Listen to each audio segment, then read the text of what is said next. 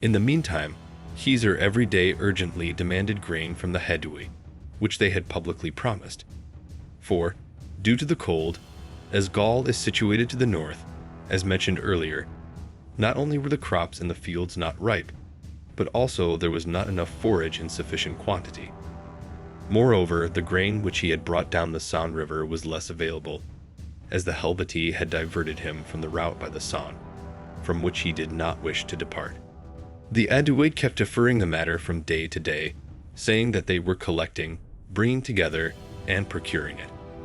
When he perceived that he was being led on too long, and that the day was near on which grain was to be measured out to the soldiers, having summoned their leading men, of whom he had a great number in his camp, including Diviciacus and Liscus, who held the highest office among the Hedui, whom they call the Virga Brevis, invested with annual power of life and death among them.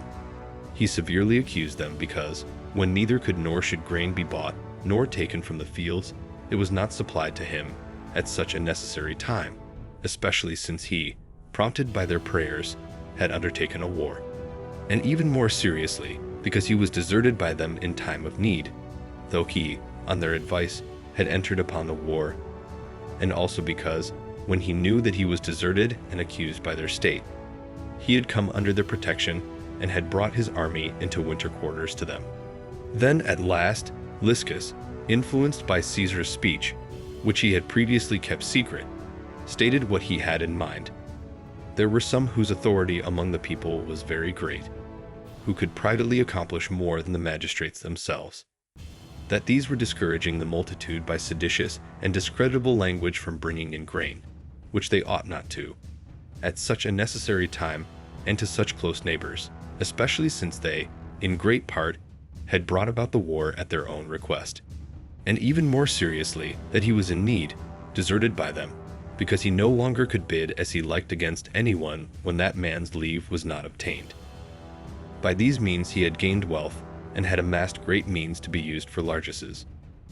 Always to keep up a large body of cavalry at his own expense, and to have them around him, not only at home, but also among the neighboring states, to be able to liberally influence not only his own people, but even the neighboring states, and for the sake of this power to have given his mother in marriage among the Bituriges, to a man very noble and very powerful among them.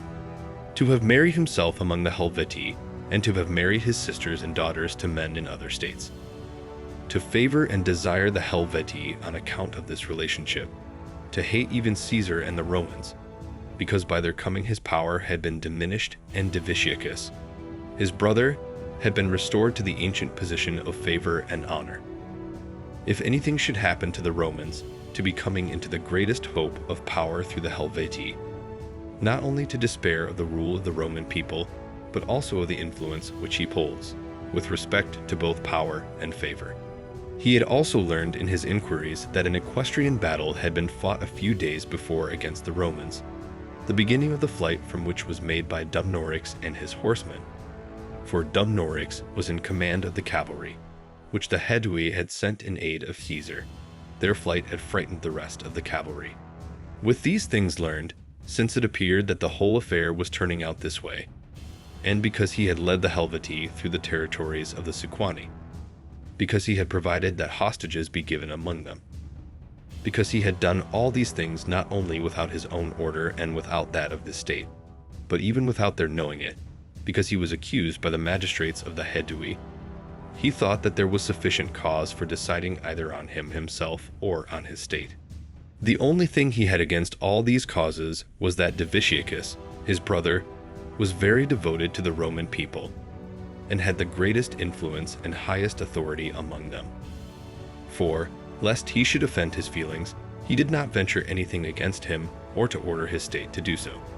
On the next day, when the matter was the same, since 2 days in all had passed, and as it seemed that the interval of time between the two crimes was small, he left the Helvetii and hastened to Bibracte, the town of the Hedui, the largest and most powerful of all, not more than 18 miles from it. He thought that he must look out for the grain supply. So he turned aside from the Helvetii and hurried to Bibracte. The information about this was reported to the enemy by fugitives from the camp of Eld Amelius, a Roman decurion of cavalry. The Helvetii, whether because they thought that the Romans were departing from them in terror, especially because they had not fought a battle the day before, when they had occupied higher positions, or whether because they thought that the matter of the grain supply could be cut off, changing their plan and their route, began to follow and harass our men who were marching in the rear. After the council was dismissed, the same leaders of the states who had previously been with Caesar returned to him and requested that they be allowed to confer with him privately about their own and everyone's safety. With this request granted, they all, weeping, prostrated themselves at Caesar's feet, declaring that they were striving no less to prevent what they had said from being disclosed than to obtain what they desired. This was because, if it were disclosed, they saw that they would bring the greatest torture upon themselves. Divitiacus the Aeduan spoke on their behalf, stating that there were two supreme powers in the whole of Gaul, one held by the Aedui, the other by the Arverni. These two, while contending for supremacy for many years, had come to the point where they hired Germans as mercenaries against each other. About 15,000 of these Germans had first crossed the Rhine, but once these savage and barbarous men had come to love the lands, culture, and resources of the Gauls, many more were brought over. Now there were in Gaul a total of about 120,000 of them. With these, the Aedui and their dependents had fought again and again in battles, suffering a great calamity, losing all their nobility, the entire Senate, and all their cavalry. Crushed by these battles and calamities, those who had previously held a prominent position in Gaul, through their own valor and the friendship and alliance with the Roman people, were forced to give the most noble of their fellow citizens as hostages to the Sequani, and to bind themselves by oath that they would neither demand the return of the hostages nor seek help from the Roman people, nor refuse to be under their rule and dominion forever. He claimed that he was the only one in the entire Aeduan state who could not be induced to take the oath or give his children as hostages. Because of this, he had fled from his state and come to Rome to the Senate, seeking help, since he alone was not bound by either oath or hostages. He argued that it was worse for the conquered Sequani than the defeated Aedui, because Ariovistus, the king of the Germans, had settled in their territories, had occupied the best third of Sequanian land, which was the finest in all of Gaul, and was now ordering the Sequani to depart from the other 2/3 of their territory, because a few months earlier, 24,000 men of the Herudes had come to him, for whom a place and settlement were being prepared. He predicted that in a few years, everyone would be driven out of the borders of Gaul, and all the Germans would cross the Rhine. For the Gallic land should not be compared with the Germanic soil, nor this way of life with that. But Ariovistus, once he had defeated the armies of the Gauls in battle, which had taken place at Magdeburg, imperiously and cruelly commanded, demanding the children of each noble as hostages and inflicting every kind of torture on them, if anything was not done at his command or according to his will. He was a barbarian, violent, and reckless, and his rule could not be sustained for long. Unless Caesar and the Roman people came to their aid, the same thing would have to be done by all the Gauls that the Helvetii had done, to migrate from their homes, seek a different dwelling, different settlements far from the Germans, and try their luck in whatever way it happened. If these things were reported to Ariovistus, he had no doubt that he would inflict the severest punishment on all the hostages with him. He stated that Caesar could deter him, either by his own authority and army, or by the recent victory, or by the name of the Roman people, from leading a greater multitude of Germans across the Rhine and protect all Gaul from the aggression of Ariovistus.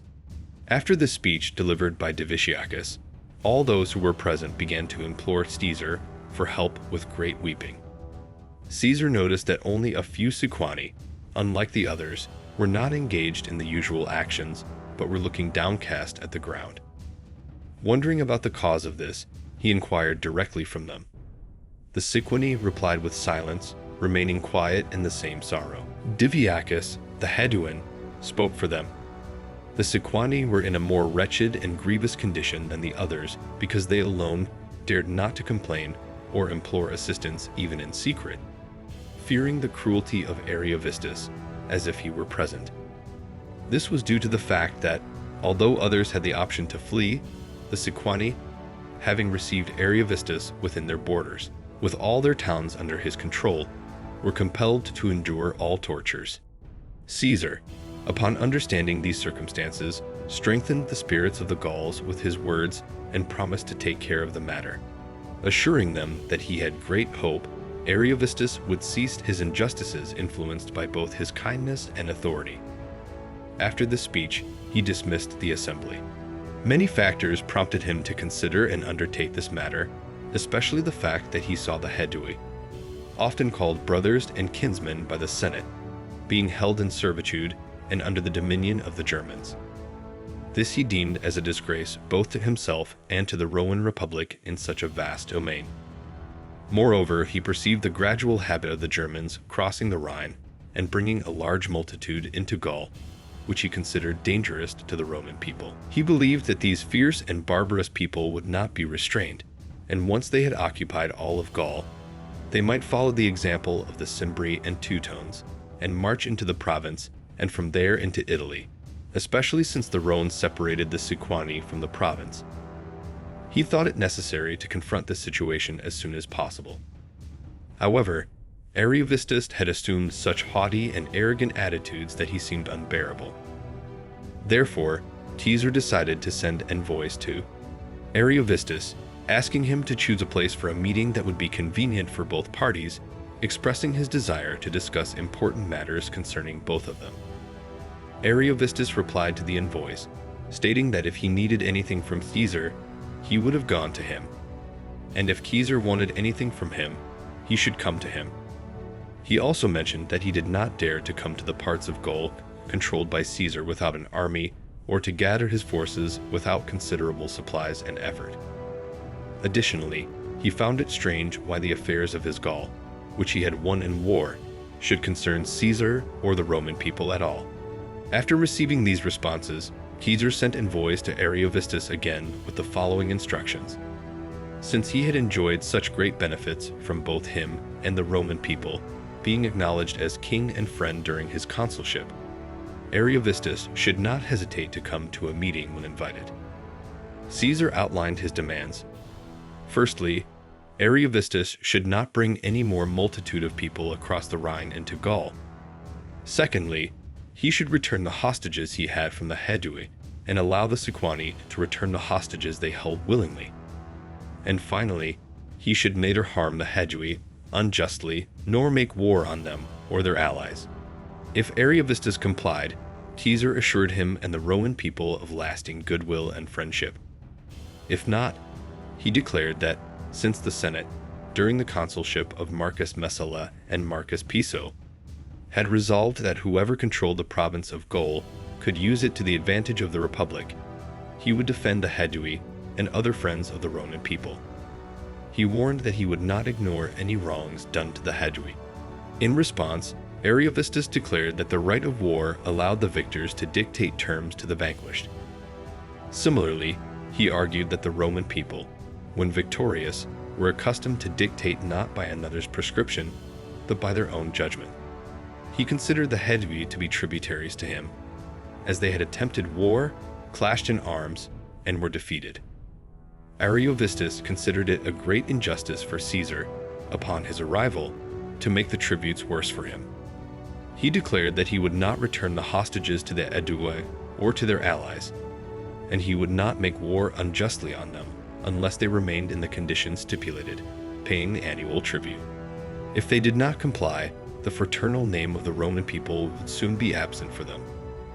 As for Caesar's threat not to ignore wrongs done to the Hedui, Ariovistus argued that no one had contested with him without suffering harm.